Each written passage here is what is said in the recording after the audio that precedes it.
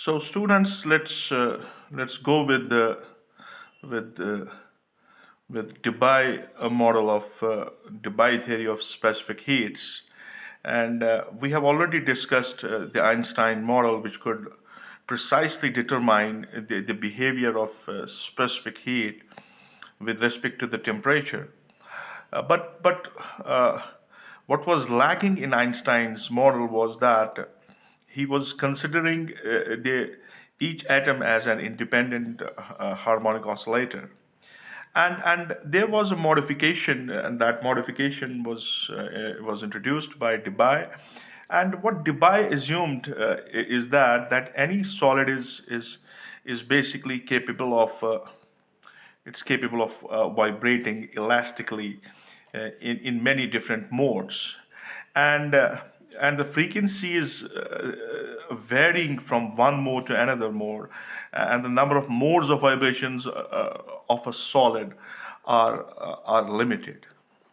So number of modes are limited.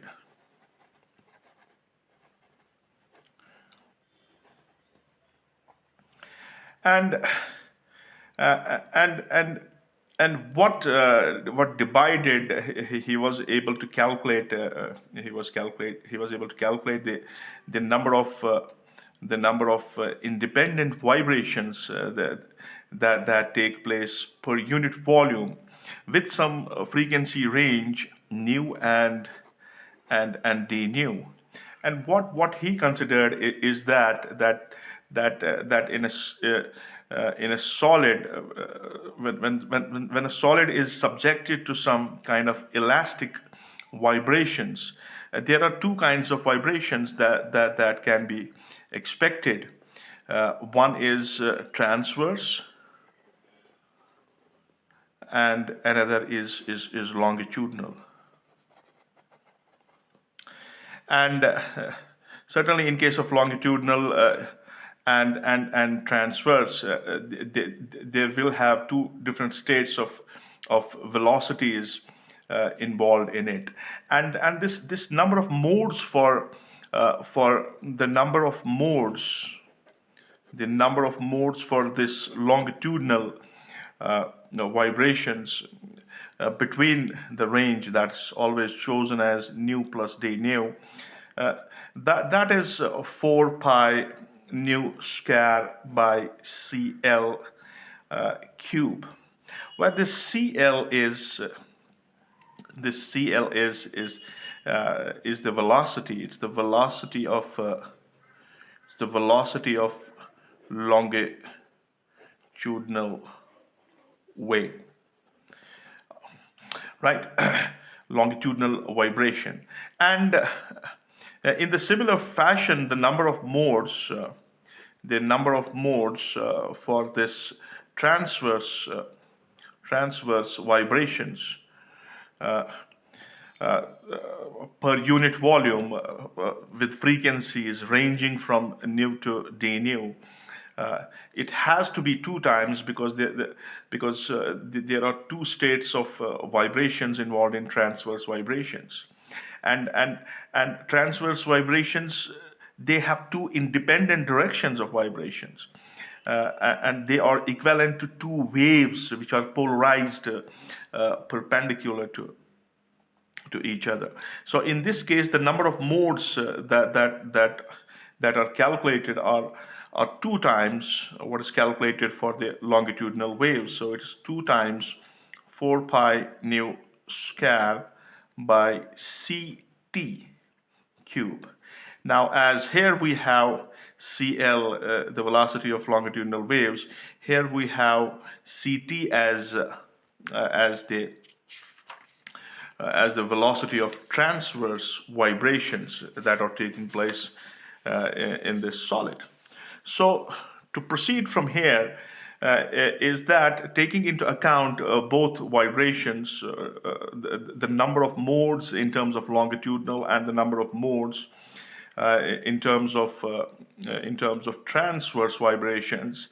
If we assume that we have some volume equal to V, and this volume is V for a gram molecule of this solid.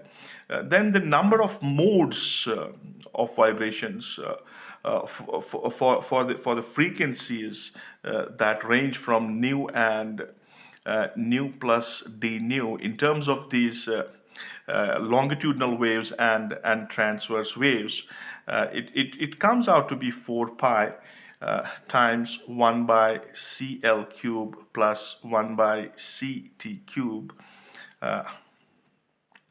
nu square d nu.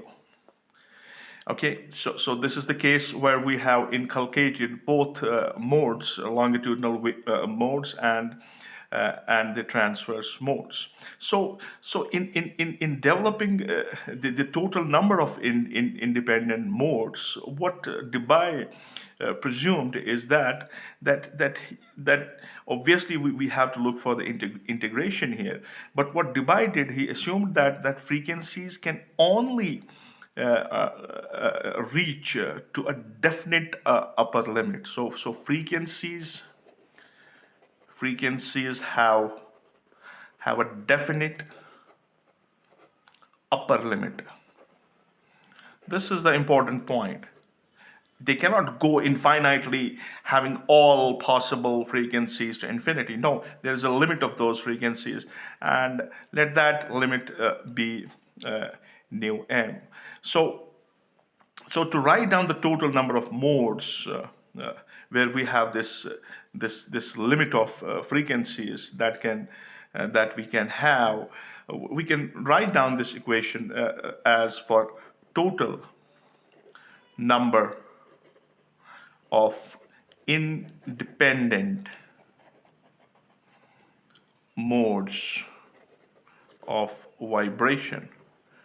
And what would be that? That will be obviously the integration of this 4 pi v. I think I missed v here. It should be v here.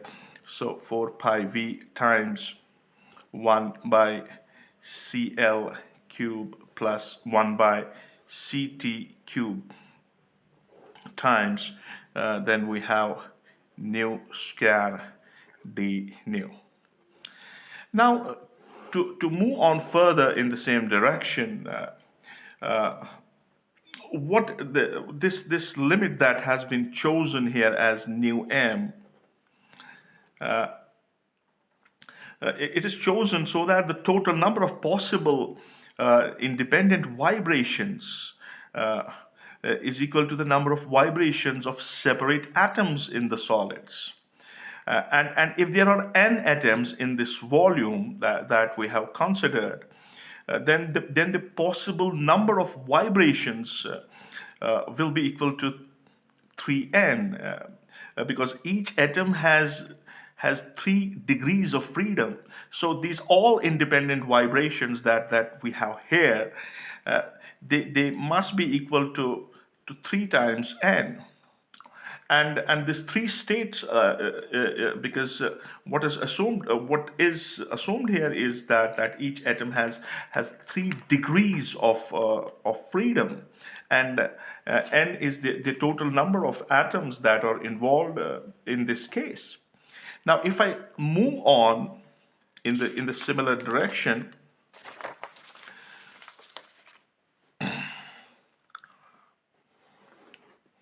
now. If I move on similar direction without taking into account with taking account this integration that I have here, so I have to integrate it with respect to the frequency. So when I integrate it, what I'll have here is it will be nu m cube 2 plus 1 divided by 2 plus 1, so 3 will be in the denominator. So on integrating this number with respect to the frequency, which is a function, what we achieve is it is 4 pi v. Okay, that's fine. Then we have 1 by CL cube plus 1 by CT cube times. Now the integration will give me nu m cube by 3, and this must be equal to n. Yeah, that should be the case. Now, I would like to go for this number. So this 4 pi v 1 by CL cube plus 1 by CT cube, it is 3n by Vm cube. It should be clear by now. So I'm trying to get some equality, and what this whole system is assumed to be based on is the quantum nature of radiation. So according to the quantum theory, the energy that's associated with each degree of freedom, what is that? Energy associated with each degree of freedom. Yeah, what's that? That's the same energy that we have, that is h nu by e to the power of h nu by kt minus 1. Right? So for all these oscillators that we have, we will multiply it by the all number that we have here. So for n, for all, what will I get? I will multiply this by 4 pi v times 1 by CL cube plus 1 by, it has to be 2 here. I have committed the mistake because this is 2. This has to be 2 because transverse vibrations have a degree of freedom equal to 2. So 2 is here and 2 is here, and certainly I have multiplied that by 2. Right? So here we have 2, and this is 2 by CT cube,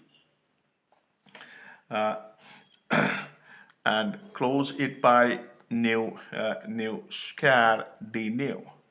Now we can see that we can substitute for this term that we have here, and for this term we will use this has to be 3n here, okay, because we are having 3 degrees of freedom. So when this 3 will be multiplied by this 3, we will get 9 here. Okay, so we are going to get 9 here.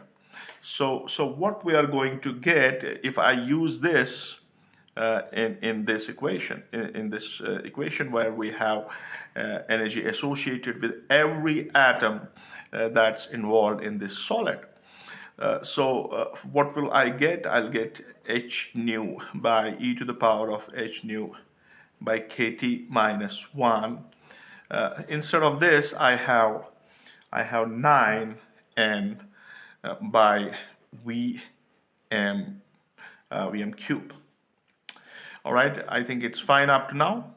Yeah, this is fine up to now. Now, to have, again, what we have tried to do is we have boiled down this back to the original format, where we have incorporated the energy of the energy of each oscillator, and we have turned down the things in terms of 9n by Vm cube.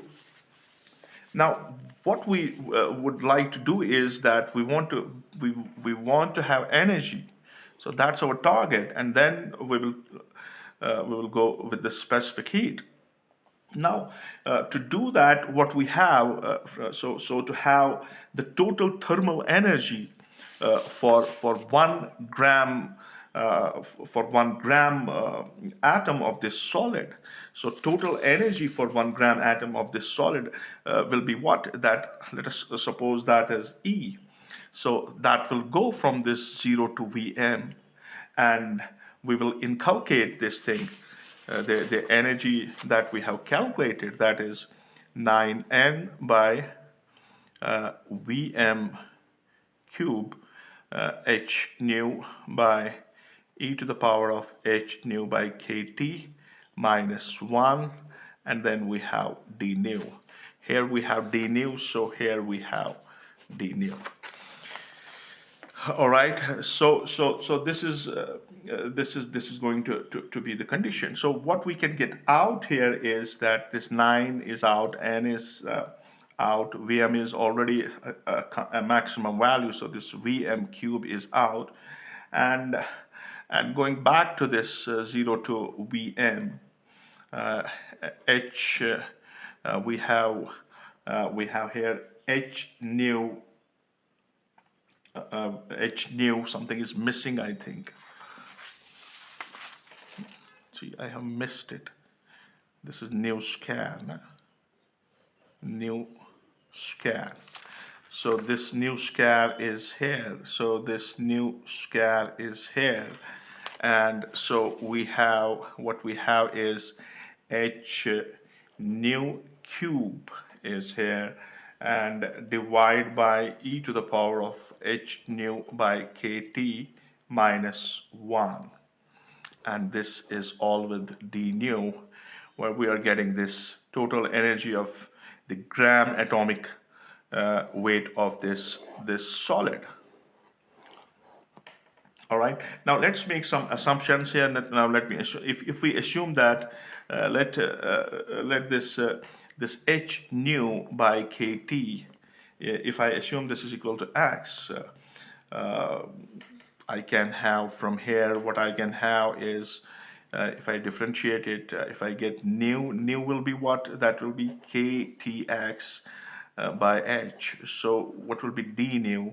That will be kt dx by h, right? So these will be the relations, and we introduce a characteristic temperature here with another symbol, say that's Tc, characteristic temperature, Tc, and we take that equal to h nu m by k, and from this we can have nu m is k Tc by h. Now these equations are dimensionally correct, and there's nothing wrong with them to make our calculations simple, to have something that has some meaning. So proceeding from here, when we make these substitutions in this equation, what we get is what we are going to get is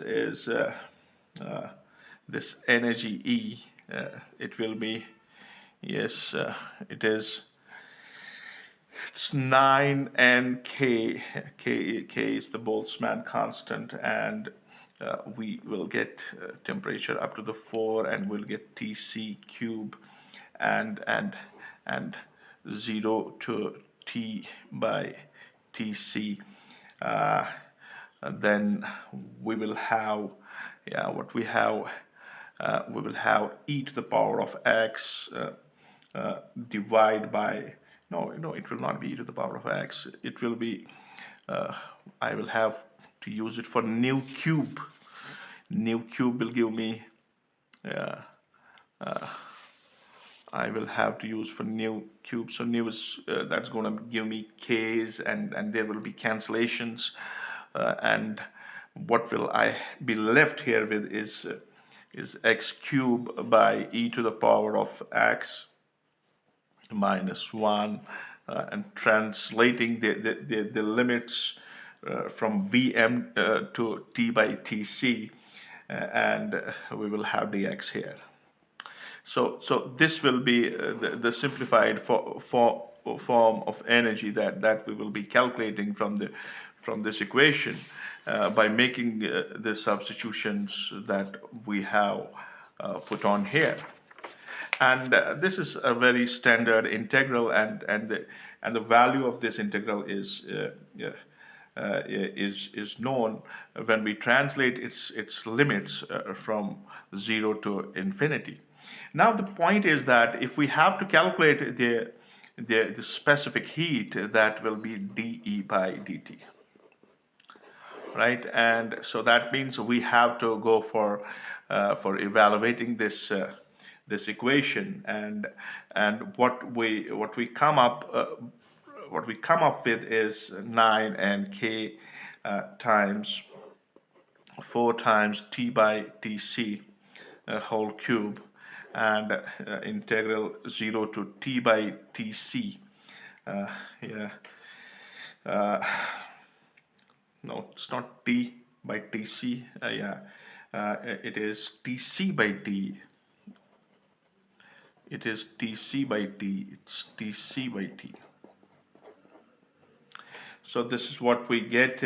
We get here x cubed by e to the power of x minus 1 minus t by tc by t, and then we have 1 by e to the power of tc by t minus 1, and this long sluggish dirty equation comes out of it. And we are not interested in the mathematicality of this equation. We are interested in the interpretation of this equation. We are interested in the resolution, in the results of this equation. And what happens is that this equation gives me for high temperatures, this equation gives me CV equal to 3R. And what is that? That is the classical model of specific heats known as Dulong-Petit law. And at very low temperatures, at very low temperatures, this exponential that is here in this equation, it becomes large, so that the last term that we have, this term in this equation, it becomes so large that this last term is completely neglected, and the limit in the integral can be replaced by this limit of dc by t can be replaced by infinity. So what we get is we get cv is 9r 4 times t by tc whole cube, integral 0 to infinity. So where we achieve this at very low temperatures, where Einstein fails to give, because in certain solids, what we see that the fall in specific heat is very fast than that of what is predicted. Is fast as predicted by Albert Einstein, but it is not as fast as it is observed in the experimental observations. So here we have e to the power, here we have x, here we will have x cube divided by e to the power of x minus 1, then dx. And the value of this integral is just a number, and that number is this 0 to infinity x cube. It's a standard integral dx equal to pi raised power 4 by 15. So what am I interested is that I have this 9r, then 4, these are numbers, and then I have t by tc whole cube. So we have this pi raised power 4 by 15, and finally what we have is a number that the CV is equal to some number, say x times t by tc whole cube. So what does it mean now? We are observing that the specific heat of the solids at low temperatures, it does not go down exponentially as it is predicted by Einstein's model, because in the equation of Einstein's specific heat, if you rightly remember, we have the exponential term of temperature. So there, what Einstein predicts is that there is exponential fall in the specific heat at low temperatures. But what Debye is predicting here is that no, that's not the case. This specific heat is proportional to the cube of the absolute temperature that we have, and uh,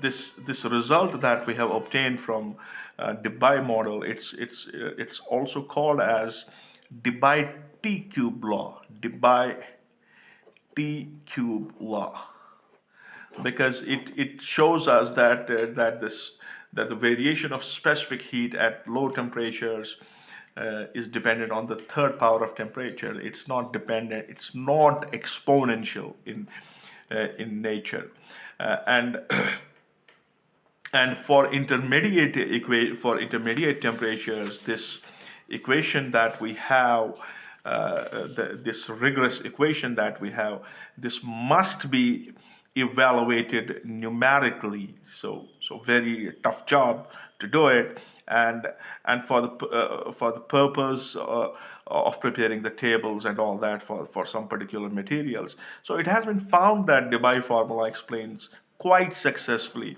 the observed variation of specific heat of solids, uh, which classical theories could not precisely explain.